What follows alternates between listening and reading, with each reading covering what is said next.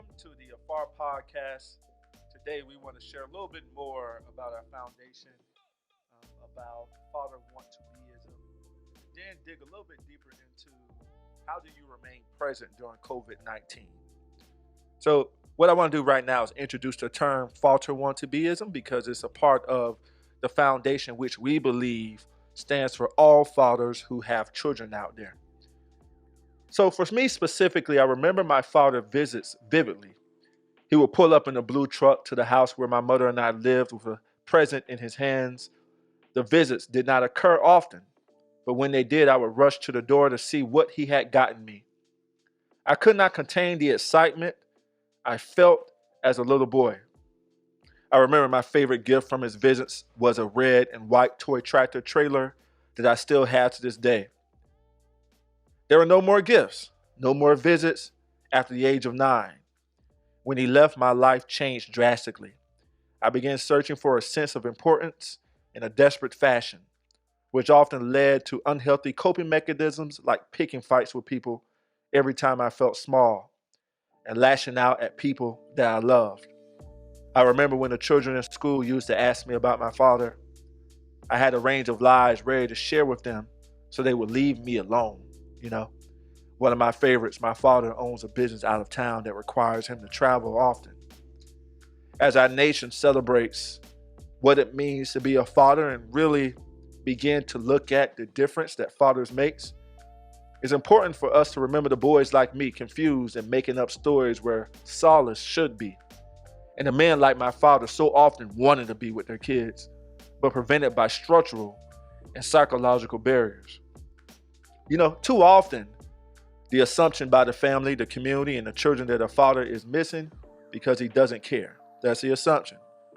Again, fathers are missing because they don't care. In fact, there can be many reasons why fathers are absent from a family, none of which is due to a lack of love. Ain't that something? Understanding these reasons is critical to restoring such dads' involvement.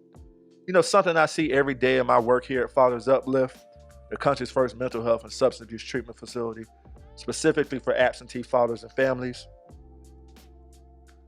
We must change, though, the narrative from intentional absenteeism to want-to-beism. Again, we must change the narrative from intentional absenteeism to want-to-beism, meaning that so many men want to be good dads, but are frustrated by real challenges that demand recognition.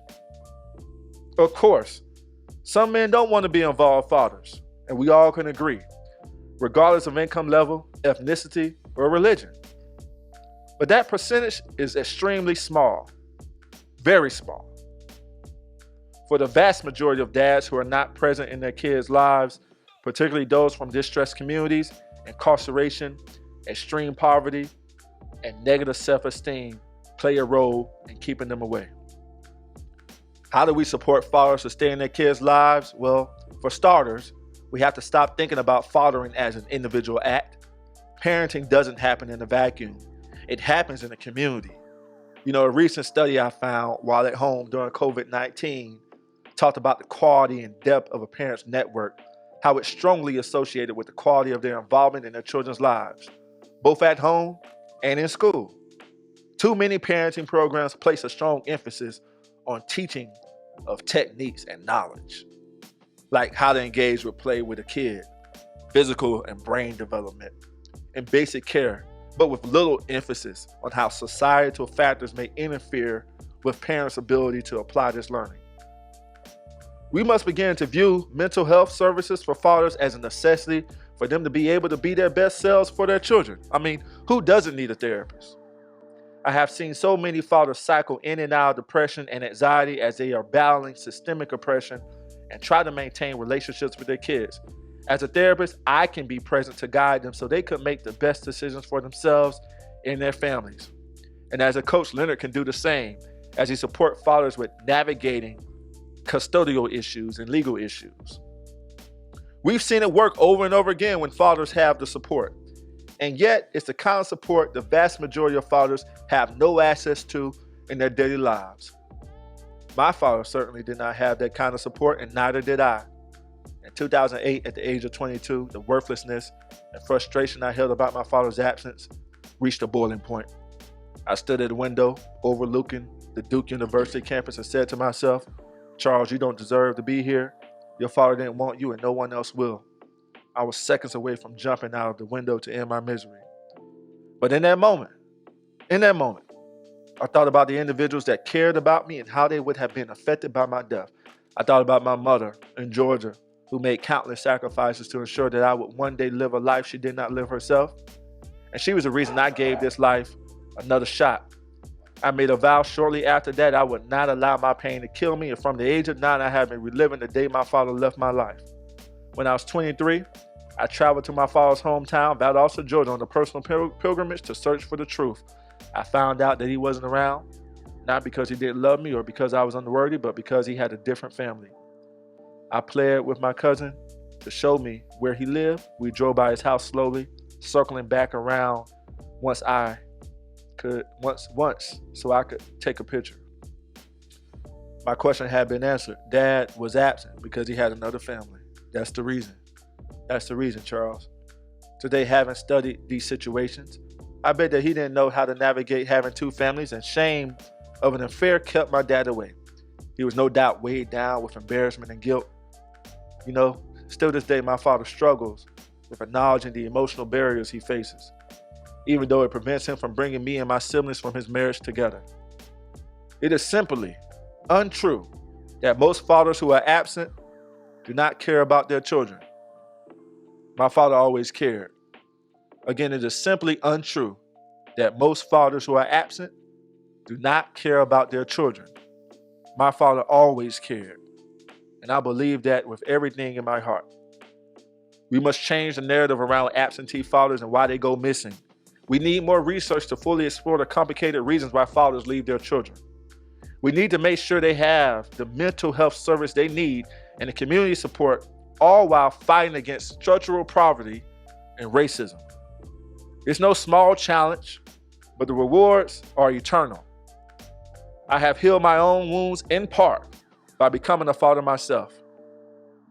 I spent last year, Father's Day, with my boy, and I will again with my son and my daughter, who will be here in August, which makes me lucky, but not more deserving than all the fathers out there who are prevented from being with theirs in the United States of America. We all deserve a chance. So that's what AFAR is all about. We are promoting this idea of father want-to-beism. So we will explore challenges that keep fathers away, and we'll talk about solutions to keep them engaged. Wow. Wow. I got to clap, man. Thank you, Leonard. Wow, Charles, that was powerful. Wow. It's funny as you're reading, as you sharing the story, you can feel the pain, and I think everybody got a story there. And doing this work with you, man, make me realize that it's a war, right? It's a war, but let me ask you this, man, because it's like, the question becomes, man, how do you fight? You know what I'm saying? How do you fight? What's the strategy? Because it seems that we got to coach just a lot of that, navigate through this fight, especially during COVID-19, because there's one thing to figure out a strategy how to fight, man, but what do you do when you just can't control certain circumstances? Because dad are fighting to remain present. So how do you factor COVID-19 in all of this, man? Because you have a situation where the courts are closed, and dad trying to figure it out, especially because by really listening to your story, you think a sense of now being worthy. Yeah. Yeah, man. Different. That's a great question. Like, how do you stay present and continue to fight when you feel as if you have no fight in you? And for me, what helps me, man, and what I really stand by is understanding your reason to fight in the first place. And what will happen if you stop fighting. Like, Leonard, if we stop advocating for fathers, what will happen to the children who wait up at night every day questioning where my father is? When is my father coming home? Do my father love me? If we didn't fight for fathers to stay engaged, what would happen to those kids? So For me, man, I think that's the first piece that I really look at. Like, what is it that you're fighting for, and what happens if you stop fighting? And I know for you, Leonard, personally, you've been on the other side of the spectrum, the father who was fighting to stay engaged in his kid's life. And I wonder, can you tell us a little bit about how you were able to muster up the spirit in you to fight for your kids during your challenging situation? And I don't really know much about your story, but do you mind sharing that a little bit for us and introducing us to you? Yeah, definitely, man. Because I think, I look back. First of all, it's a blessing, knowing my dad is my role model, my parent, being together for a good 40 years. But I think, when you go into a divorce, the question is like, how do you fight? I think for me, my pain comes from the fact that navigating what you cannot control. Obviously, when you go into a divorce, you gotta, navigate to the court system, your first introduction, and just feel like things are not being fair, right? But I think what motivated me was the love that I have for my children, because the question was, my love that I have for them motivated me to fight, because, the baby, the innocent, I'm navigating, trying to get connected with resources. Nobody's there, going to court alone. You have no voice. So I was angry, man. I was angry. My anger was deep, but what helped me navigate into that was the support system at home. But I used my intellect to here I am trying to be out there alone and just, how do I ensure that, I can, like, I'm not invincible, right? I'm not, but yeah, so the love that I have for the kids, man, the fact that I was like, you know what, let me be a farmer. I'm gonna plant seeds, right? I'm gonna plant the seeds, so they're gonna watch me, how I'm navigating through this. So I'm gonna be intentional by saying like, hey, daddy loves you, mommy loves you. So I have to learn how to separate my own emotion towards the other parent, in a sense where, hey, we're human, things happen. So the love that I have for the kids helped me kind of forgive and keep pushing. And from there, I just use my intellect, man, just be out there and just connecting the dot. And I was going through, and a lot of folks that I know was going through the same thing. I remember I had a friend of mine just calling me from New York, man. He was just like, Leonard, man, I can't do this, man. I'm about to drive through this bridge. What's the bridge in Brooklyn, the Bronx? I said, nah, man, listen, bro, I'm going through the same thing, all right? But do you love your kids? Yeah, I love my kids, man, but I said, I get that. So use that love that you have to motivate to keep fighting, because they're going to need you. Yeah, I think from there, man, Charles, it was just, one time, I kind of factor in a bunch of support system from family, prayer. Growing up Catholic, for me, it was just that foundation, man, knowing that prayer works. Just my personal story. So, but I think, the love that I have and for me, use the intellectual side of me, meaning that research and understanding that why does it feel like the state of Massachusetts is Massachusetts, if I can say that, is that term that was popular. And I remember, man, going to court, man, it was this lawyer said to me, like, listen, you're going to have to fight. It seemed like you're a good guy. So fighting was the key word. Like, how do I fight? So I fought. The stuff that I couldn't control, I let go. And I used my poetry, my art, man. So I had to learn that you got to have a coping mechanism in terms of navigating with the thing that you cannot control, But yeah, love, because I think that's the question, man. I think, so think about this, Charles. So is that love become different? Because now the question is like, if loving your kids is that foundation, that motivating, that keep you to fight, and use that love to forgive, use that love to keep moving. So what kind of love we talking about? That's a great point. Love is very complex. What I see often in therapy is that oftentimes people's loves is connected to a person or a situation. So if your love is deeply connected to another person, that person leaves your life, you feel as if a part of you is destroyed and gone when one person leaves or a situation doesn't pan out the way that you want it to pan out. And for me, I think we're dealing with two different things, right? I truly do believe that children are conceived out of love, right? There's this strong love that takes place that often is misunderstood, but love doesn't always feel good either. So it's misunderstood, it doesn't always feel good, it's complex, and oftentimes it creates a history between you and another person that becomes very familiar. So when all of that leaves or it changes up a little bit, people get uncomfortable, right? So I think the other piece comes down to what happens with you as a father when what you knew as love or what you knew as lust or like doesn't look the same anymore. And then you got to ask yourself too, how much of me is deeply invested in this love that I feel as if I don't know me? I'm deeply invested in lust. I'm deeply invested in love. I don't know me. And if you don't know you, how can you see the value that you have in your children's lives? And if you can't see that value, you're not going to be able to fight, because we fight for things that we feel as if it's important to us. Like, you're not going to fight for something that isn't important to you. You're not going to fight for anything that you don't find value in. Like, talking about the blood, sweat, and tears, the sacrifices that my wife and I have endured just to create something like Father's Uplift. It's because the fight is deeper than just what's on the surface. We're not fighting for the glamour, for the money, right? We're fighting to make a difference in the world. So I feel as if that fighting resonates to you as you're fighting to make a difference in your children's lives, then the fight is going to continue. But when you get tripped up by this false illusion of love, well, the child's mother doesn't like me anymore, or we're not on the same terms, or this thing isn't working no more, she's not allowing me to see my kids, you can easily give up, because nothing that's worth fighting for is going to be easy, right? I mean, you have to really put in the fight, and you're going to give up if it's not that valuable for you, or you feel as if you're tired of fighting for it. And I think those are all just true emotions. And then you got to love yourself in the process, Charles. You have to, man. You have to. I think being a frontline, what we've seen, man, welcome to all of the dads.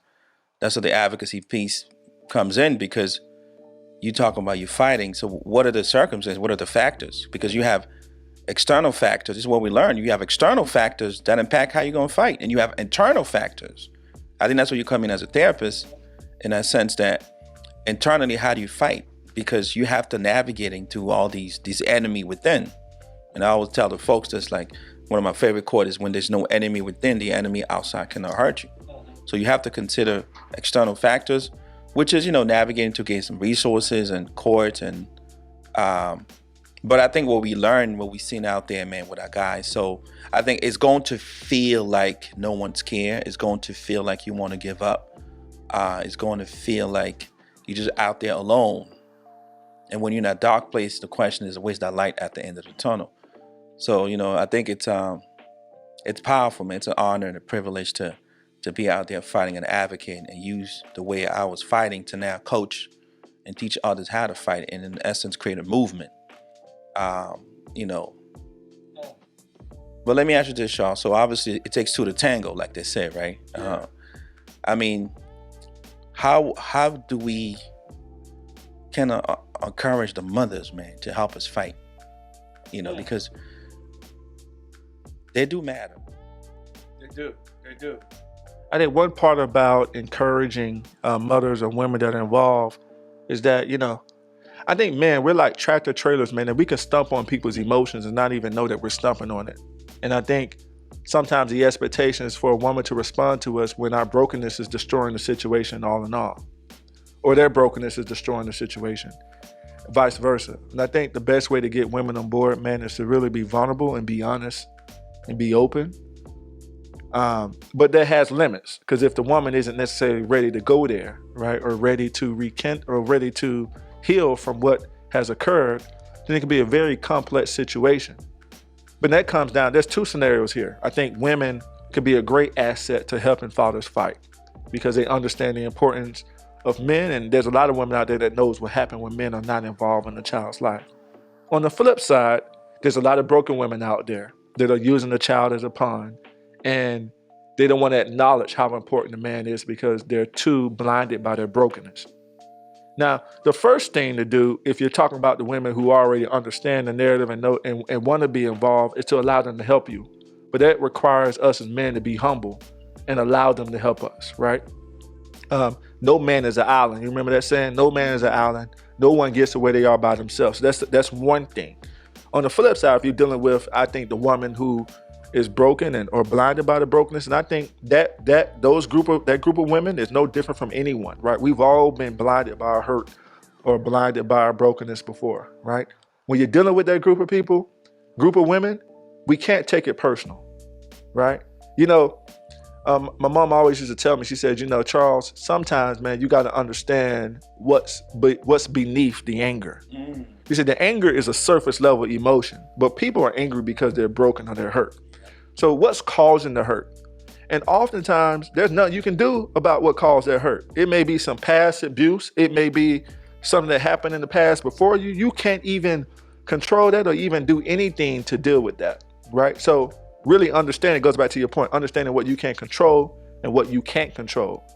But on the flip side, not allowing how that person responds to you to interfere with how you see yourself. And I think where men trip up sometimes, and we see this all the time, men trip up and become swallowed up by the system when they don't even know their own value. It's easy for a woman to tell you that you don't mean anything or you're no good if you don't believe you're no good anyway. It's easy for the court to tell you that you're not going to be able to do this, and that when you feel as if you don't have no value in the first place.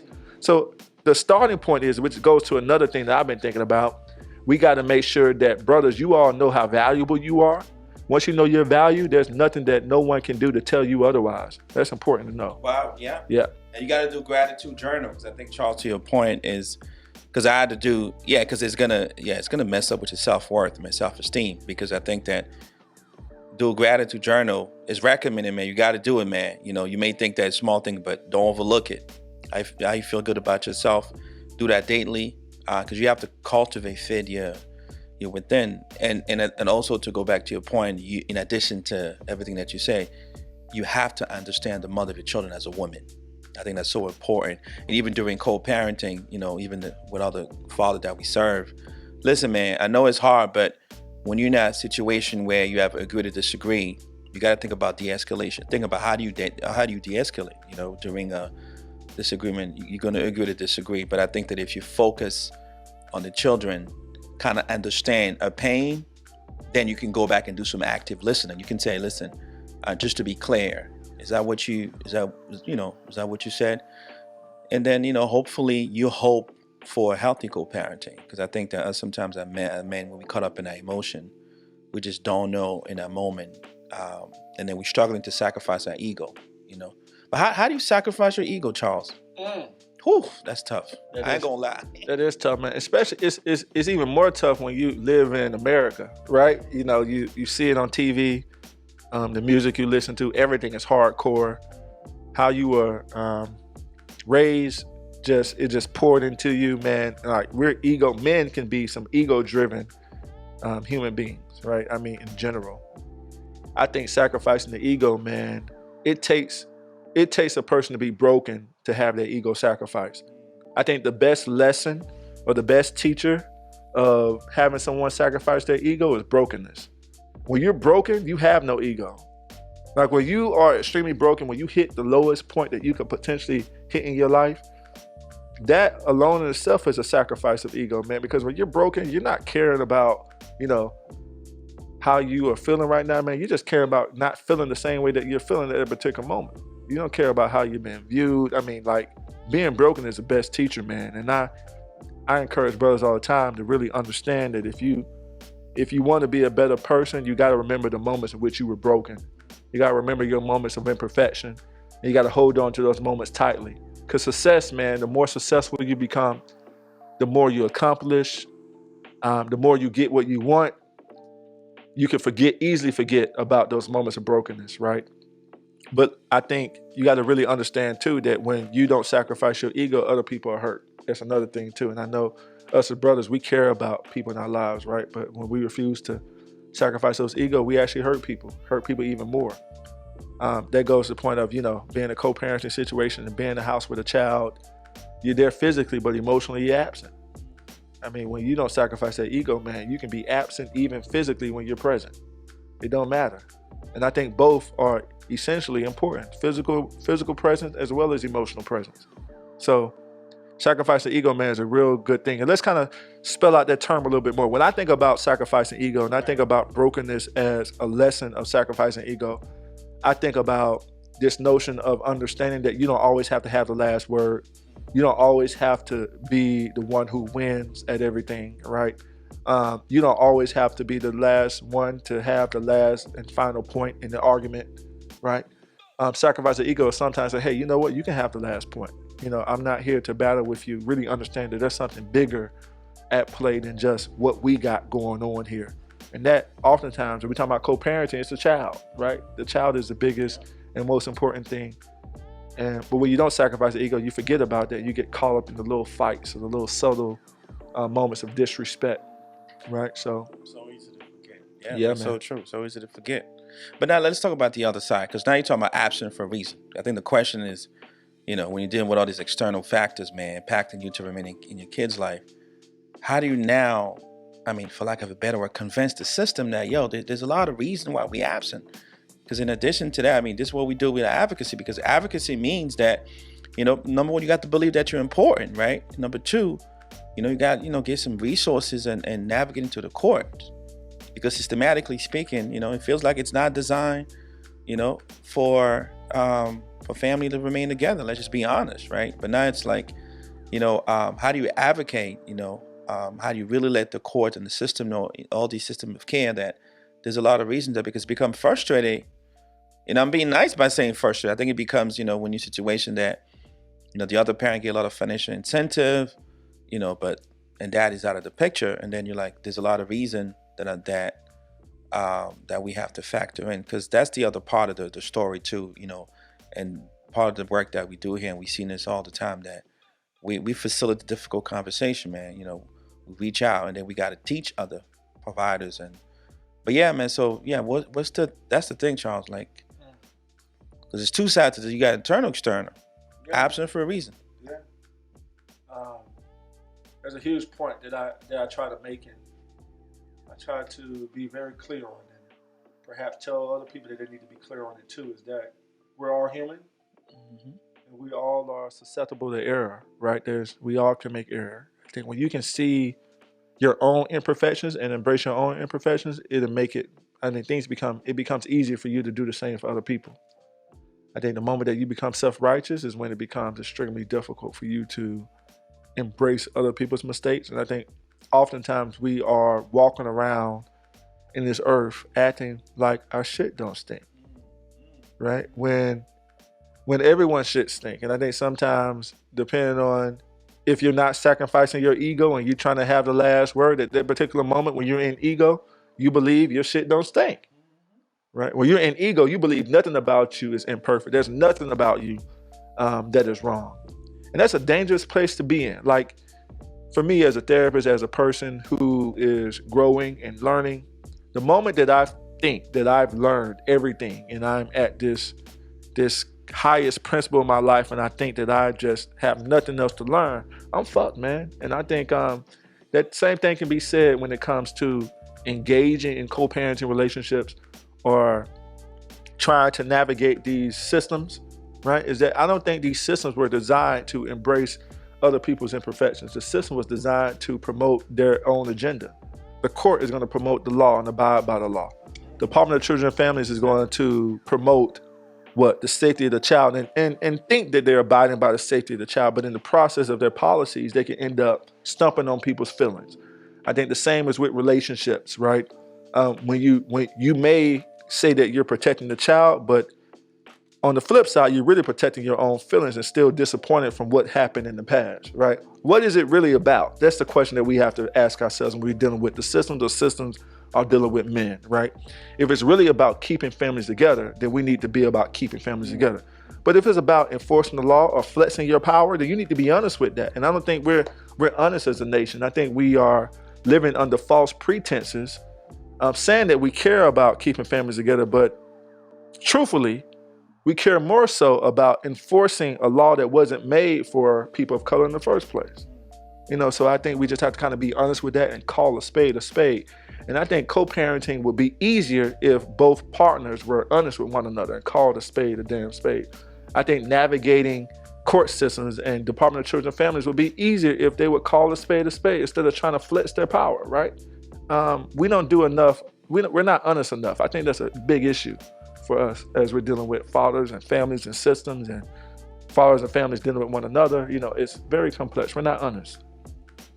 And and we're not saying that. It's like we're not saying that everything is perfect and we have a solution to everything. I think what we're saying is to be fair. Yeah. Because one of the things that we noticed in this thing that people need training, man. It's okay to to do a job and still provide quality services. Because I think the biggest frustrations out there is just the fact that the system don't care. So we want brothers to know that you have to. We're here to teach you how to understand how the system works. Because when you're dealing with a broken system, right, it's like you're dealing with a big elephant and you got to go in there and crack it.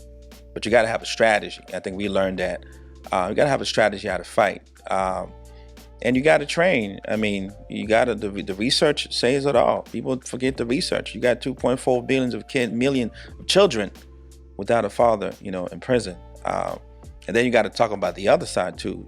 The other point of the equation is when you got all these dad coming back from incarceration, man. Because obviously, so my thing is, okay, you've been absent because of incarceration, right? So now it's like, how do you fight to make sure that the system is fair? Because the reality is, they'll use your past against you, right? And you're gonna feel broken. You're gonna be vulnerable to go back to an unhealthy way of coping, man. So we definitely want to make sure that the goal is to really understand how to fight with a broken system. Number one, it's two things. Yeah, Charles, you can talk about emotion and then just know you're right, man. Because when you go to court, man, you're engaging in an entire court system, advocate for parenting time. You have to learn how to just navigate through all the internal feelings. And I think that's the support that when you look out there across the country is rare. Dad's out there going to court alone, fighting alone. And then you can only rely on your ego to guide you. When your ego guides you, it's not the result that you want. So that's hard, man. And I know that after this podcast, we're going to engage to a lawyer to really provide some best practice how to navigate to the courts, and obviously, child support being a factor. But I think that we can definitely walk away with the fact that have a game plan how to manage your emotion. You know what I'm saying? Have a game plan how to understand your right. Because one of the things that your emotion can get out of the way. You have to know your right. What are my legal options? So that's the message, man. We want to get folks to get fired up. Absent for a reason. There's a lot of reason why you're absent, but there's also a lot of reason why you can fight to remain engaged. So it's powerful, man. I like that, Leonard. Yeah. I like that. So what we're gonna say, hey, I think one takeaway, Leonard, we said a lot, but the most important takeaway I would say is be honest with what it is that you want. Move the ego and sacrifice your ego. Move the ego. Be honest with what you want and put it all out there on the table. Say what you need, say what you're not good at, but say if you still have some lingering feelings for the child's mother. Be honest with that, because those things can completely trip you up. And also remember that the child is the most important thing in this whole equation. And keep pushing. Keep pushing. Yeah. Keep pushing because there's a light at the end of the tunnel. Amen. All right?